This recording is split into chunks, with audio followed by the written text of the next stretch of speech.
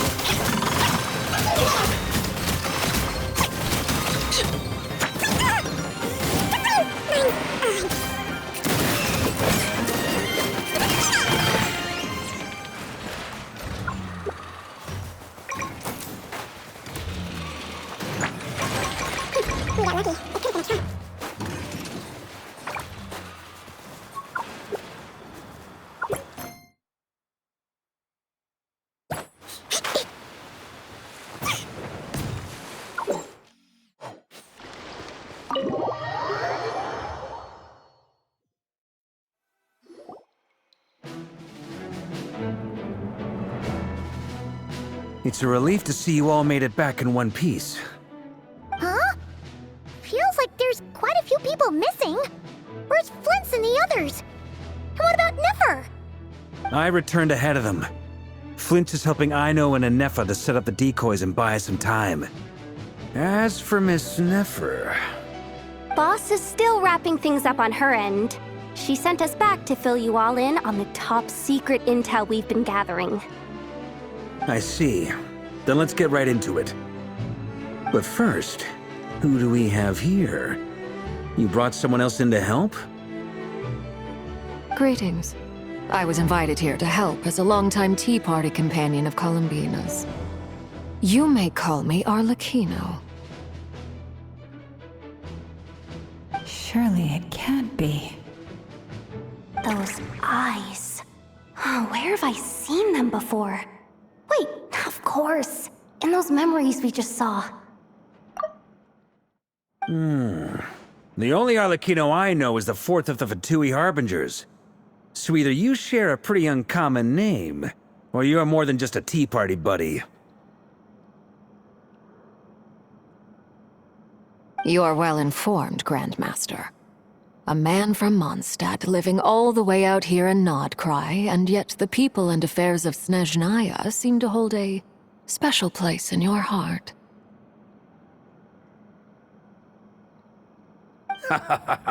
Oh, the feeling's mutual. Sounds like you know all about who I am, too. A Fatui Harbinger. The atmosphere in here just got really tense. Guess we can't just start trusting Fatui Harbingers, even at a time like this. I must admit, though, I'm a little curious. Seeing as the Moon Goddess no longer belongs to the Fatui, what makes you so willing to put your neck on the line here? Nor does Nodcry belong to Mondstadt, Mr. Varka. Yet still, you're fighting for it all the same. Things don't always have to have a tangible payoff. Sometimes, stopping things from spiraling out of control is a higher priority than chasing the spoils of victory.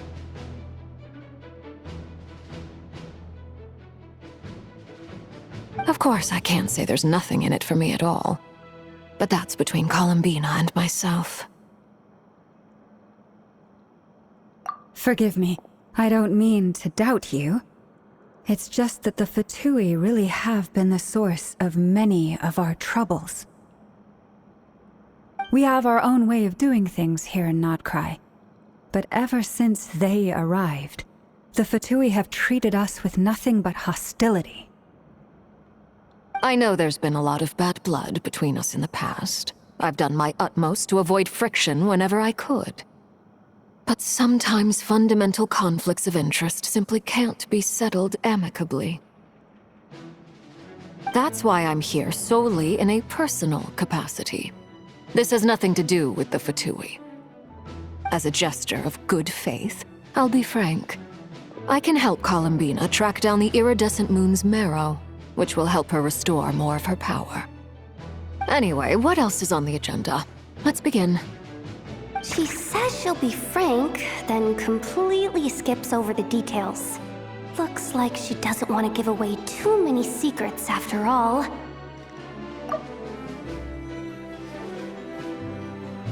But she clearly wants to change the subject. It'd be awkward if I tried to bring it up again now. I guess we'll just have to go along with it. She's the fourth of the Fatui Harbingers after all.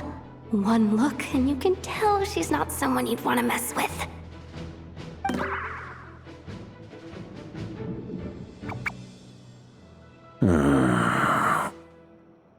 Well, since Miss Arlecchino sounds confident in her ability to handle that, we'll proceed to the next topic. Yehuda, time to share that top-secret intel.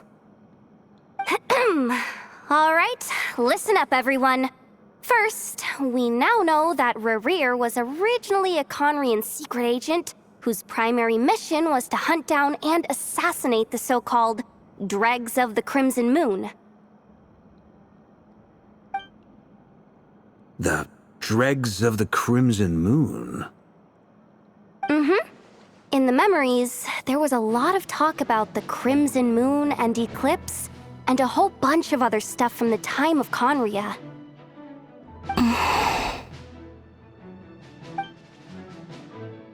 To my knowledge, those were the names of two different Conrian dynasties.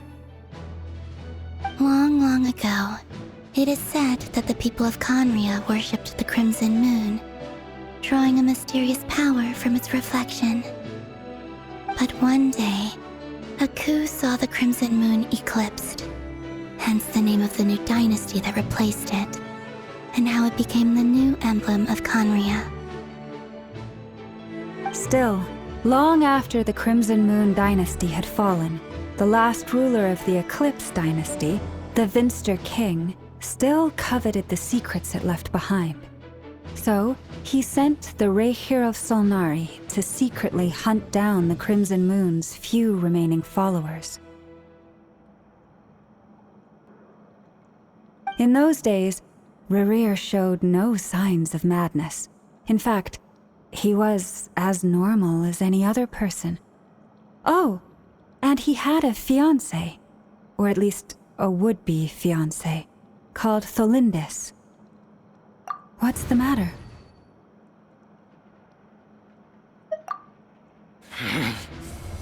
Verfnir, Freindaughter, Flinders.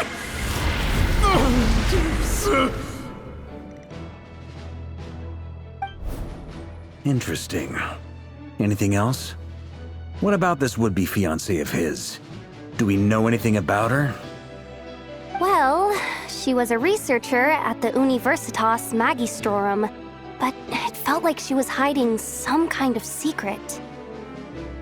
Oh, and one more thing. For some reason, Rerir's fragment also contained some of Tholindis' memories, though only a very small portion. Well, no shortage of potential leads, I'll give you that. In any case, it sounds like we can conclude that while Thelindis was still around, Rerir appeared to be lucid and quite normal. Thelindis, it seems, must have been the one thing in this world that he couldn't let go of. Tell me, though, were these pure-blood Conorians we're talking about here? Why do you need to know that? Hold on. If she was a pure-blood Conorian...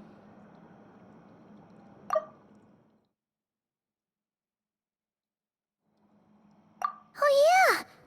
Just like how it was with the captain!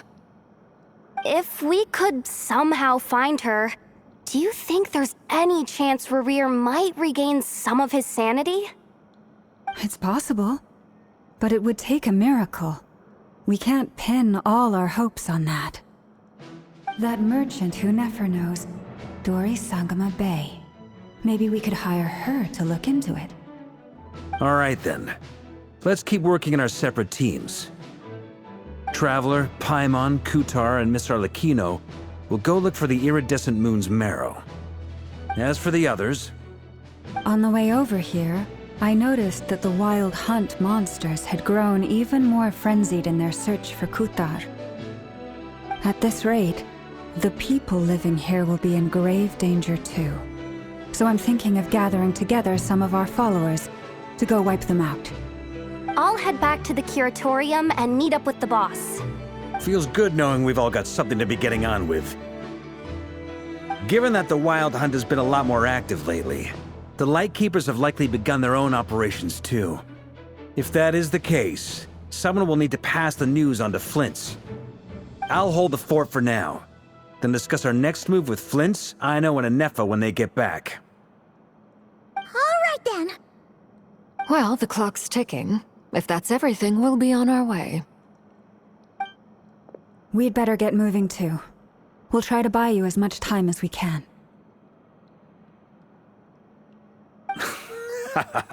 Relax. Just do your thing. I decided to call in some backup since things are getting so hairy. Our reinforcements should be here any minute now. Stay safe, everyone. Dismissed.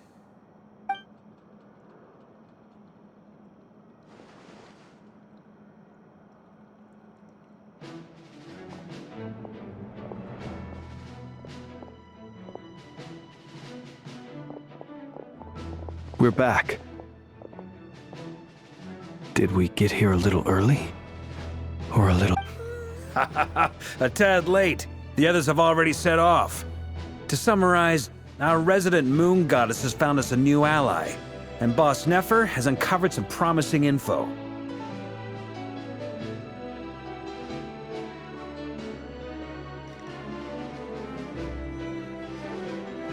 Everything going smoothly on your end? Not great. I don't know how long we can stall them for. The decoys are getting taken out way faster than we imagined. I'm gonna make some more later, but I need a timeout first. I'm so tired right now. Oh, right! Inefa, could you fill in Uncle Varka on what we just discussed with Flint's? Sure.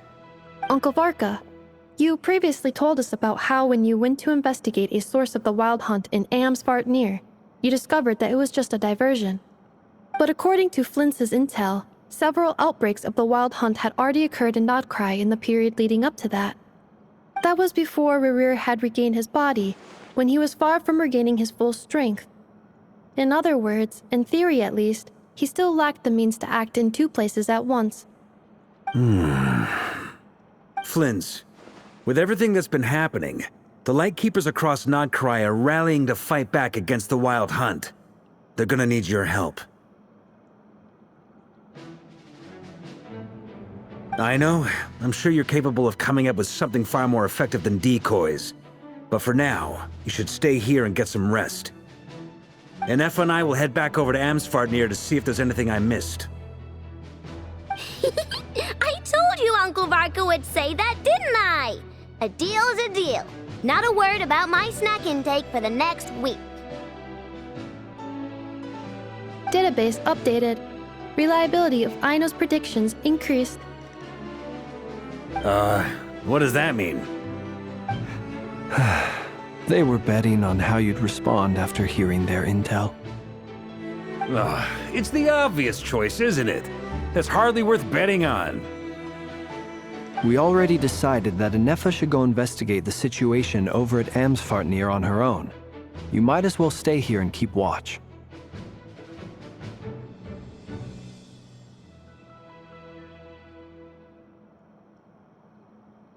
Someone needs to hang back and oversee our strategy meetings. And besides, you still haven't fully recovered from ambushing Rerir. So I've ended up with the easiest assignment. Well, I appreciate it, everyone. See you when you get back.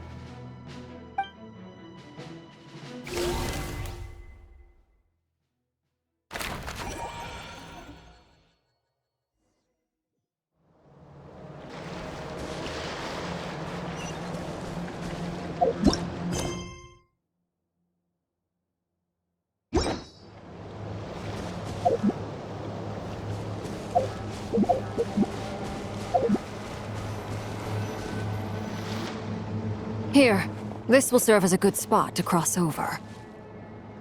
Arlecchino, hold up a second! Since you brought us all this way, would you mind telling us what you've got planned? We still haven't got the slightest idea what's going on here. And if even Columbina doesn't know where the iridescent moon's marrow is, how do you? Simple. Because I am an inheritor of the royal bloodline of the Crimson Moon, and one of the last surviving embers of the Two Worlds' flames. Huh? Are you serious? Isn't you're a descendant of that Crimson Moon dynasty we were just talking about? The one from ancient Conria? Your surprise is understandable. I was also taken aback when I first learned of it. But the more I thought about it, the more I realized the signs had been there all along. When I was young, I discovered I could wield a very special kind of fire. It coursed like blood through my veins and smoldered away inside my nerves. What's more, whenever I experienced strong bursts of emotion or drew too deeply on this power, it was like some kind of presence within the fire would begin to gnaw away at me, consuming me from the inside out. Exactly. That is why my hands are like this, too. At first, I saw it only as a curse, but once I became a harbinger, the jester apprised me of the truth. Together with my own investigations, over the past few years, there are several things that I have gradually come to understand. For instance, take the so-called Crimson Moon. In truth, it is nothing more than the shattered remnants of the iridescent moon, fused with the abyss to prolong its lifespan.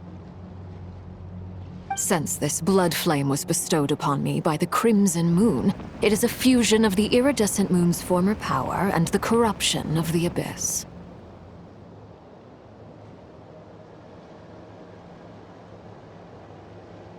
You all understand the nature of the abyss well enough. I draw upon its power, and in return, it hungers for my soul. This strange blackness is the mark of corruption it has left behind.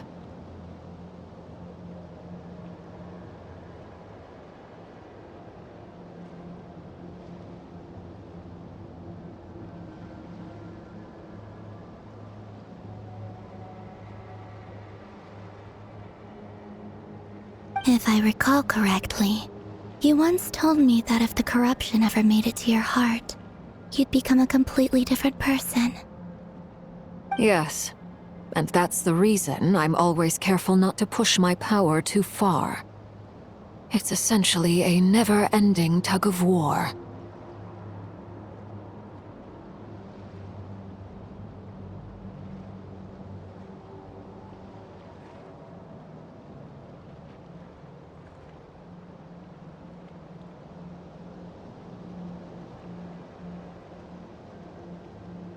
Whew. Sounds intense.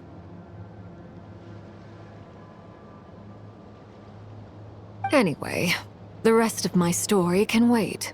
Is there anything else about the Crimson Moon or the Iridescent Moon that you're unclear about? question. So, the crimson moon that the Karians used to worship was actually the iridescent moon, right? Which was one of the three moon sisters. Does that mean that the Karians were to the crimson moon as the frost moon scions are to the frost moon? So much of that history has been lost. We have no way of knowing exactly what they were like. But I would suspect that the Conrians weren't as devout in their moon worship as it might appear. The iridescent moon's remains simply served as their link to the Abyss. Later on, perhaps someone discovered a way to make direct contact with the Abyss.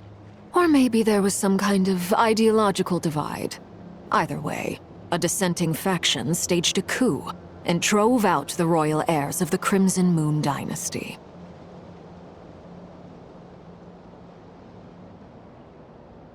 Still, even with the dark sun looming high overhead, the Crimson Moon's glow never truly faded. If you want living proof, it's standing right before you. The first time we met, I sensed something familiar in your presence. When I looked at you, I felt I could see that mysterious red moon in the corner of my eye. In your flames, I saw its broken image, surrounded by a strange black aura. Well, I appreciate that you kept it to yourself. Much about the Crimson Moon is still a mystery, and I'd prefer not to end up as the object of an insane research project. Anyway, time is against us here, so if there's any other questions, they'll have to wait. I just want to make sure I've got one thing straight. In her letter, Sandrone mentioned that since you are unable to contain the iridescent moon's marrow yourself, you intend to leave it in my custody, correct? That's right. For now, it's the only way I can pay you back for your help. The iridescent moon is already part of who you are, so with its marrow in your possession, you'll be even more powerful than before. Deal. Then let's get started. Get what started? What does this place have to do with the Crimson Moon?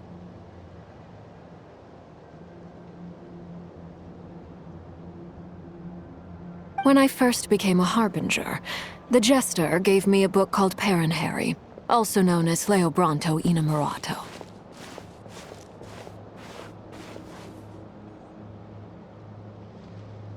You should be able to buy a copy next time you're in Fontaine. It's a love story set in the Crimson Moon era, but setting aside the tangled romances of its characters, it also records a few interesting details. In the Crimson Moon era, or so the story goes, there was an orphanage that received children from beyond the bounds of this world, and subjected them to a peculiar induction ceremony. Beyond the bounds of this world? For real? And what kind of induction ceremony?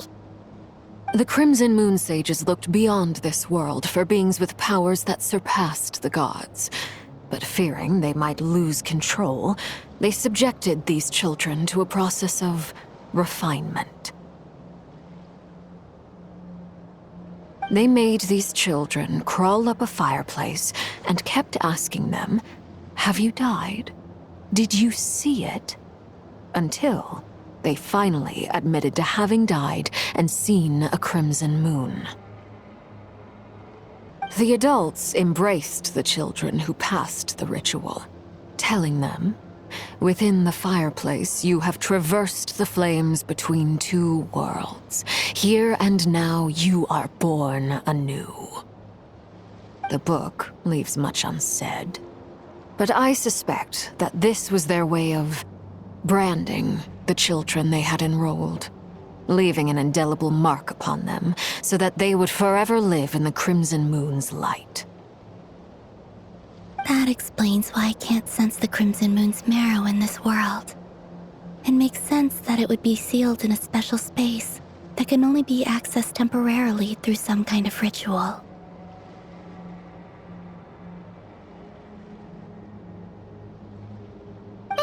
there's no fireplace here. Do you see a chimney anywhere? Oh, are we supposed to build it ourselves? Okay, fine. Paimon will go find some bricks. That won't be necessary. The fireplace is purely symbolic. The key to the ritual is crossing the flames between two worlds.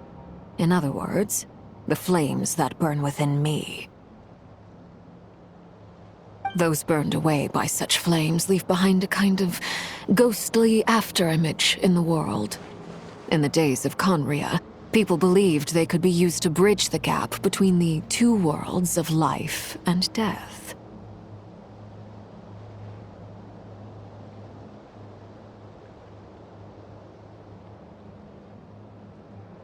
In short, I can open a passage to that space for you. That's the easy part. The catch is I'll need to stay on this side to keep the passage open, so I won't be able to come with you. Once you're inside, you'll have to find your own way.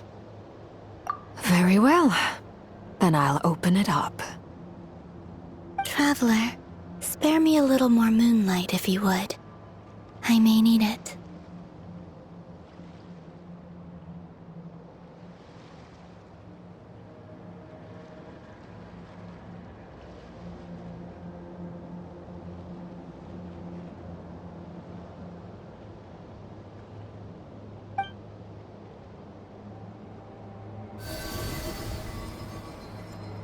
Thank you. I feel like I've recovered some of my strength now.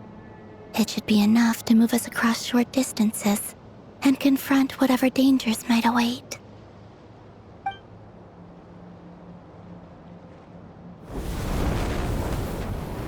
Mistress of the seven hues of ages past, great mother of the present, crimson-clad sovereign of the two realms, by fire severed, by fire renewed, I offer myself now and beseech your descent.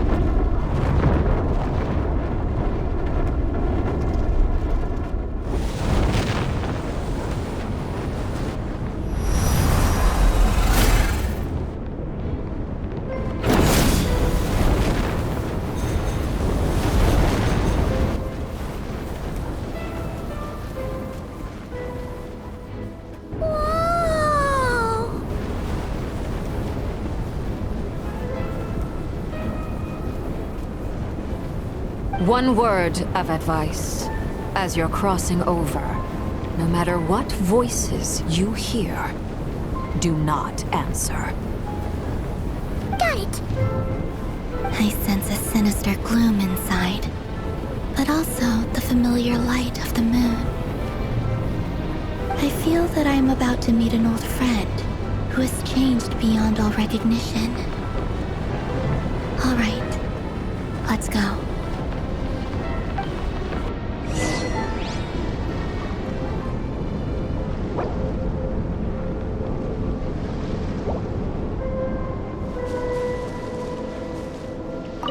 Seismic changes often begin with small windows of opportunity. This could be your window.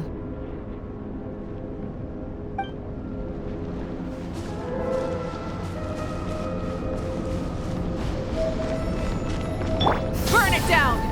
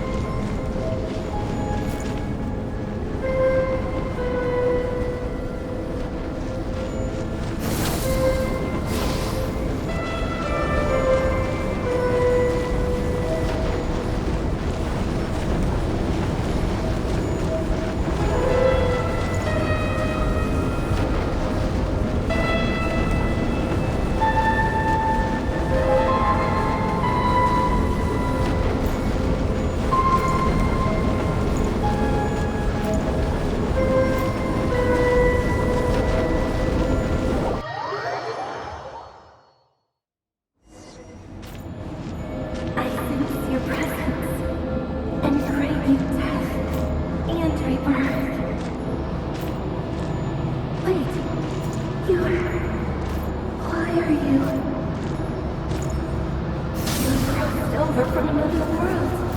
Transcendent fate itself. I have no right to.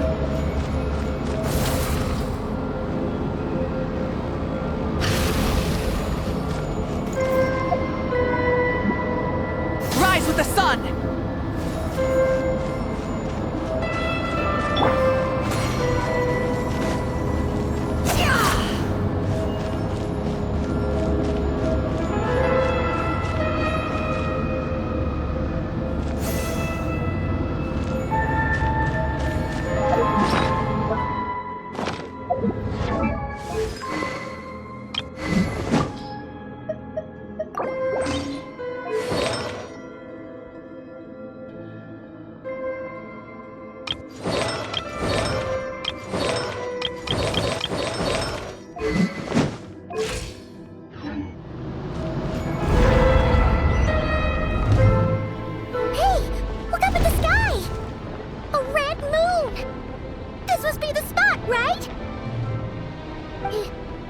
Is that the abyss? It's practically filled the entire place. What now? What a tragic sight. Fragments of your broken body, seized by the abyss and hung up aloft like mummified remains. Iridescent moon, was this truly what you wished for?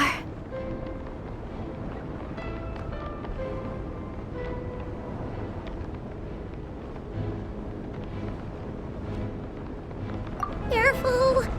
There's something spooky about this place. Feels like something is lurking in the fog.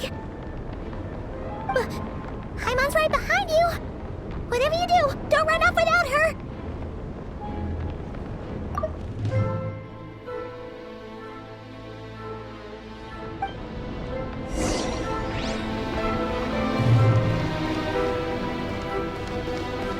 By the way, Kalambina, didn't you tell us that the iridescent moon had shattered into pieces?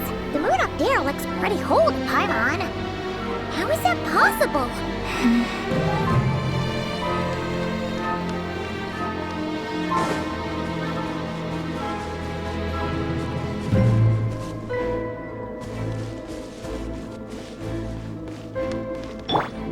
Allow me!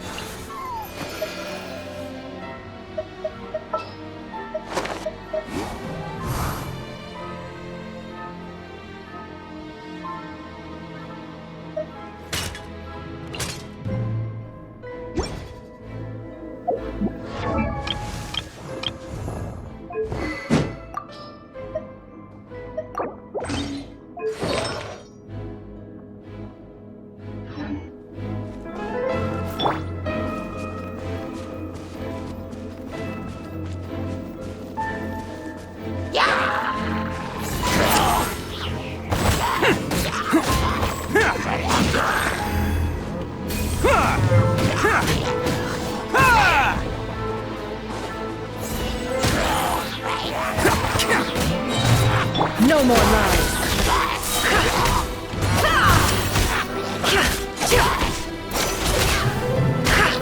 Can't hide the truth.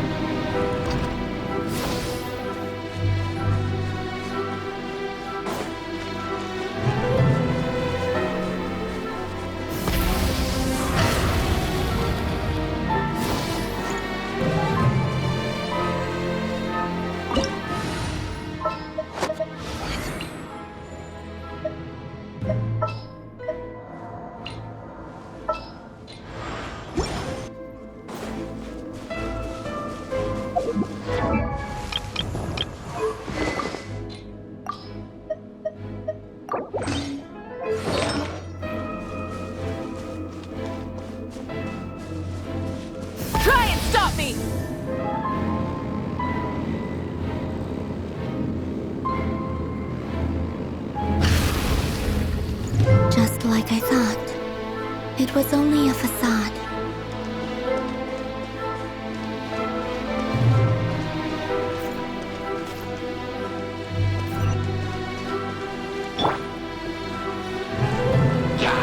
Stabilize! Burn it down! Squall Fury!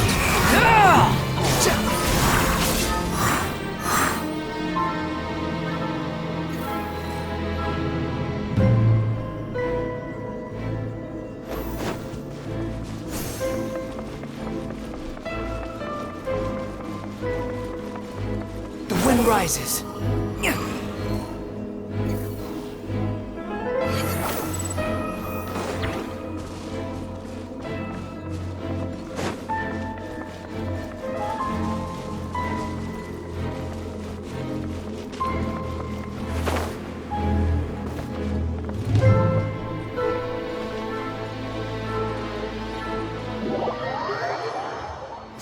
Fury!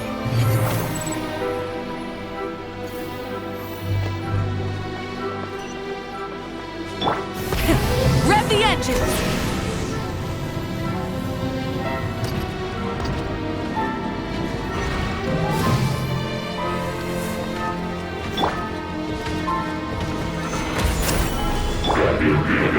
Rise with the sun! Shower me with praise! Behold!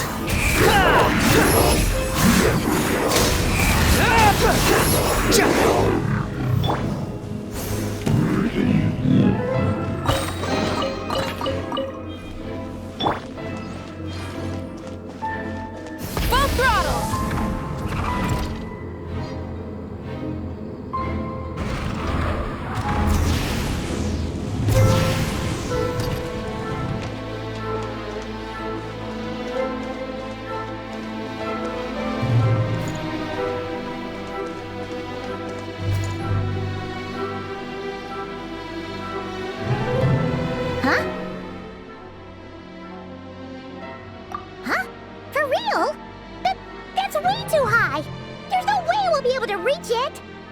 No, I'm not sensing anything up there.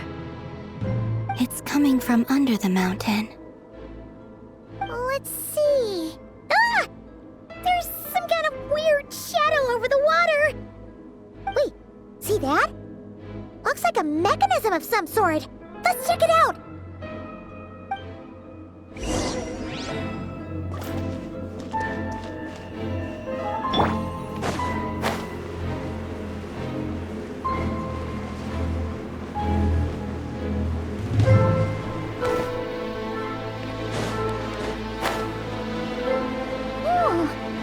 Looks like a device from the time of Kalia. Maybe people once came here to study the Crimson Moon's name, and they left this behind.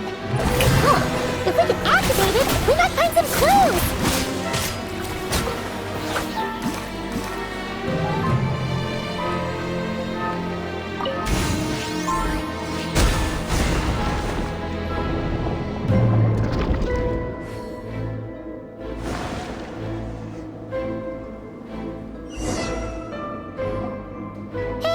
Look at that! Now that the mechanism's running, the shadow in the water looks different. Do you think these mechanisms might be the key to unlocking the secret? Let's try to find more of them! Felindis, we'll leave the rest of the research in your hands. We'll be heading back now. I hope this isn't ruining date night. Ugh. Mind your own business. Just leave me some snacks on the table. Felindis? Is that Riru's girlfriend? How come we're hearing her voice here? Oh yeah! So, do you think she was studying this strange space all along? The Abyss has made this space extremely unstable. Maybe that's why some of the things she said and did were preserved here. Like echoes. Or after images. Whenever I see this view, it takes me back to a poem from my childhood. Waning moon, oh lifeless damsel, weeping on the mountain crest. Mourning still in wistful tone, her fragile soul now laid to rest. For me, of all people, to be here investigating the mysteries of the Crimson Moon space, is it a coincidence or something more?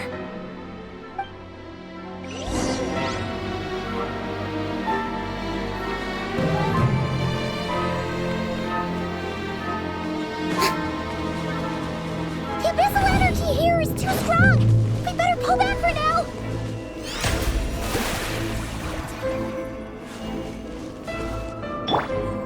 The abyssal energy here is too strong! We better pull back for now!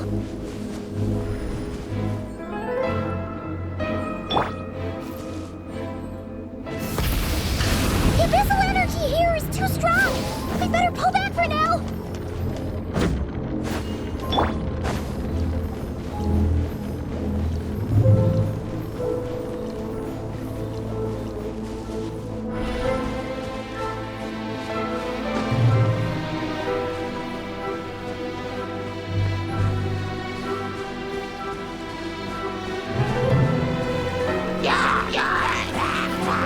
Order guide you.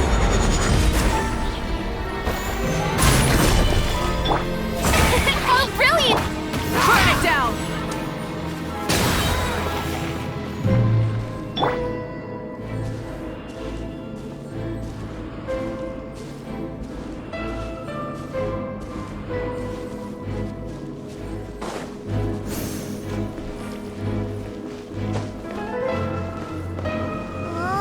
Looks like the Abyss has messed up this mechanism. We need to find a way to get it working again. Let's see if there are any other devices nearby.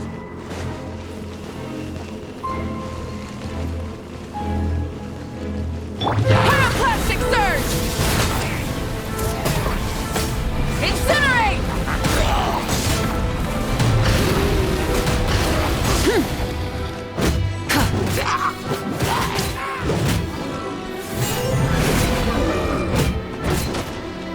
Rise with the sun! Ka!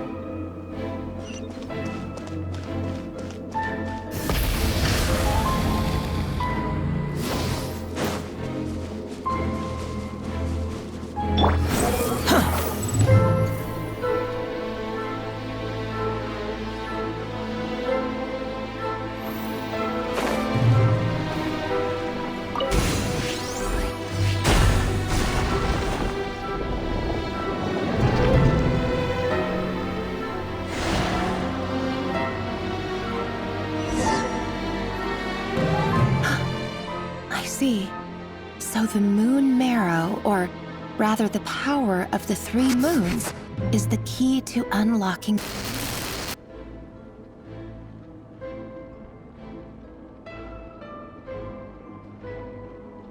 If it really does exist, then maybe this madness can finally be put to an end.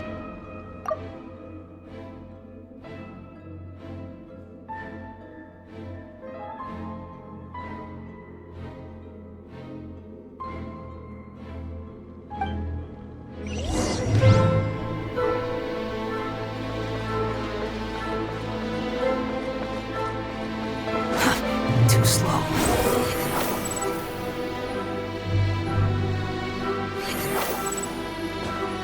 Quit following me.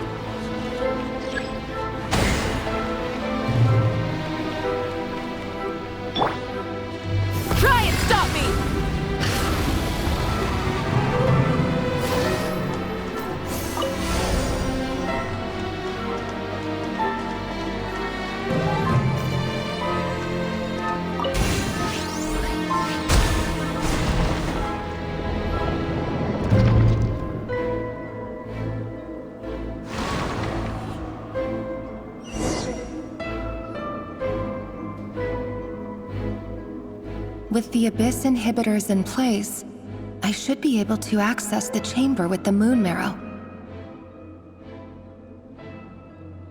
Oh, Rerir, with every step you take, you're drifting further from what you truly desire. But you're not the root of the problem. Ever since that outsider set foot in Conria, the Vinster King has sunken deeper into madness.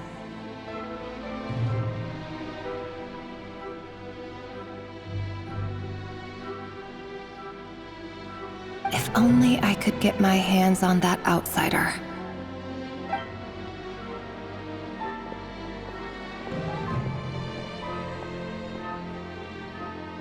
Hey look!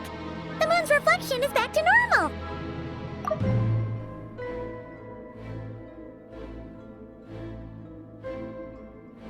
Elendis' voice mentioned a chamber with the moon marrow.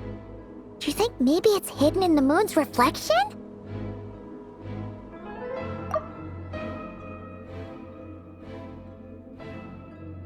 It must be, for within it, I sense the fragile aura of a dying soul. Then there's no time to lose! Let's go!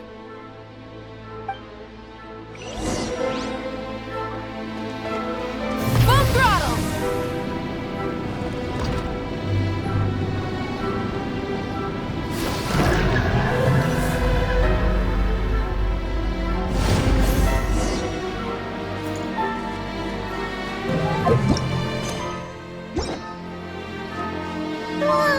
These things are so creepy! Looks like we'll have to destroy them if we want to get to the iridescent moon's marrow!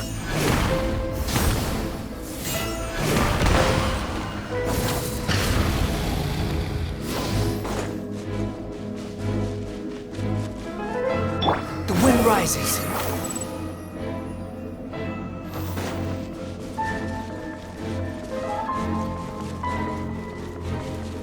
Unsightly insects!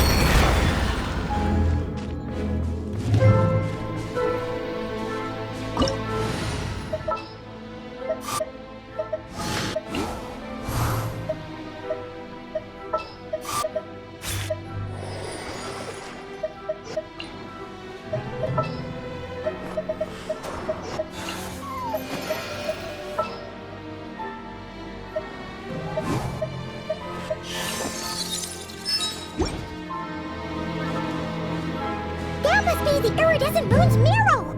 Oh, but we'll need to destroy these things before we can reach it!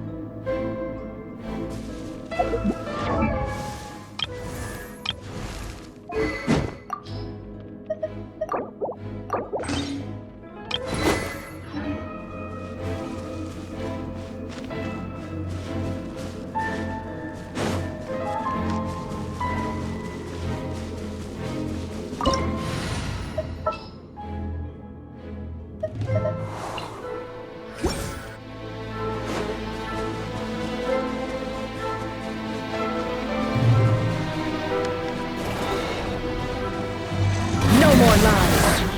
The doctor will see you now.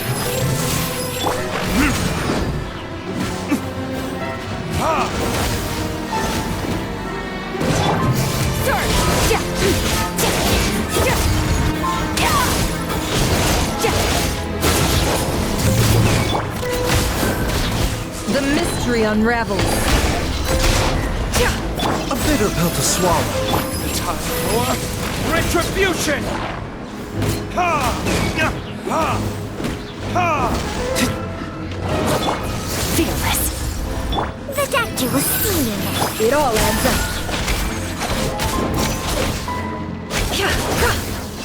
Shameless. Remember, health comes first. A bitter pill to swallow.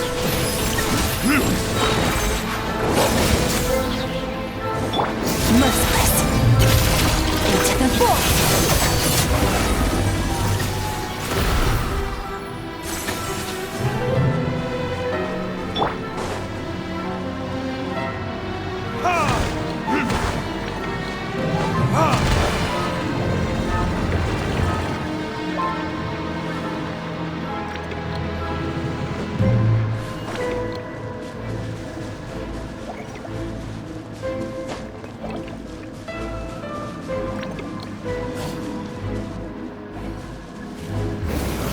is...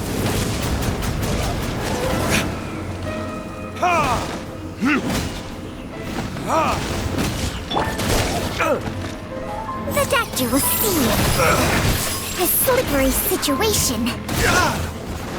The deception ends here. No more lies. Mind the side effect. Annihilate.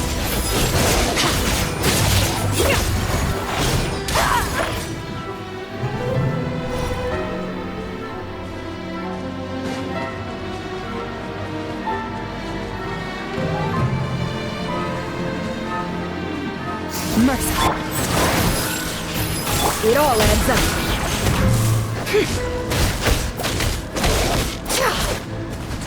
No more lies. The mystery unravels.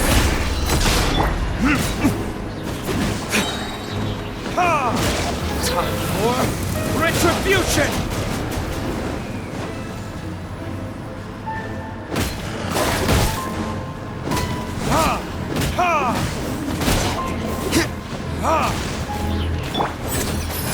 Seems like an emergency. Extinguish.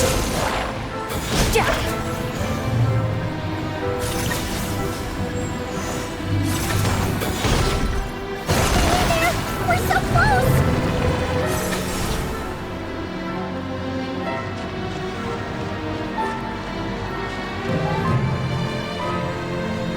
Fearless.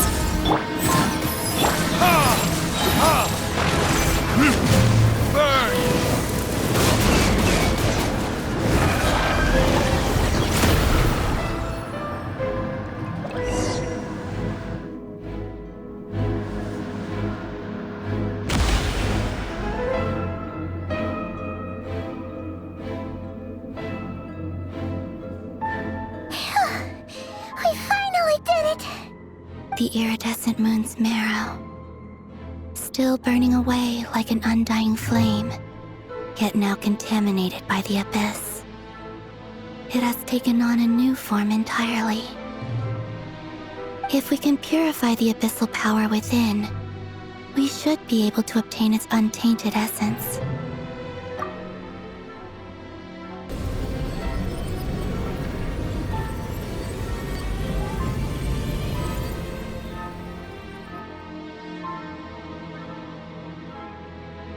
It's so cold.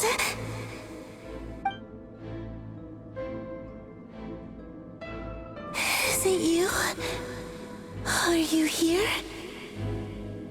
Huh? Are you talking to us? At long last, I can see you once more. Our fates have crossed, and I am finally free. I'm sorry, I lied to you. Even knowing what was to come, I still couldn't let go of the fear in my heart as death drew near.